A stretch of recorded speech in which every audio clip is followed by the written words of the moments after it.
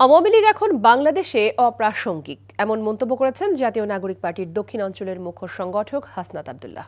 দুপুরে নারায়ণগঞ্জ শহরের বিবি রোডে এনসিপির জেলা কার্যালয় উদ্বোধন অনুষ্ঠানে তিনি এসব কথা বলেন। তিনি বলেন, আওয়ামী লীগ কখনোই গণমানুষের দল ছিল না। জ্বালাও পোড়াও করে কারা অতীতে করেছিল এবং বর্তমানে কারা করছে এটা সুস্পষ্ট হয়ে গিয়েছে গত 2 দিনের কার্যক্রমে। হাসনাত বলেন, সংস্কারের পক্ষে থাকা রাজনৈতিক দলগুলো চাইলে এনসিপির সঙ্গে জোট গঠন করা যেতে পারে।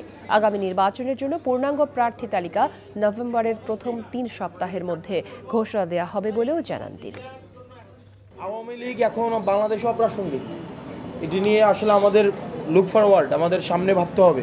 আমরা জোট গঠন করতে পারি, কিন্তু যারা সংস্কারের বিপক্ষে অবস্থান নিয়েছে, যারা দেশের সংস্কার কার্যক্রমকে বাধাগ্রস্ত করেছে, 24-এ যে কারণে মানুষ রাস্তায় নেমে এসেছিল, সেই জন আকাঙ্ক্ষার বিরুদ্ধে যারা অবস্থান নিয়েছে, তাদের সাথে এনসিপির কোনো জোট, তাদের সাথে এনসিপির কোনো ধরনের কোনো নির্বাচনী অ্যালায়েন্স, সেটি আসলে সম্ভব নয়।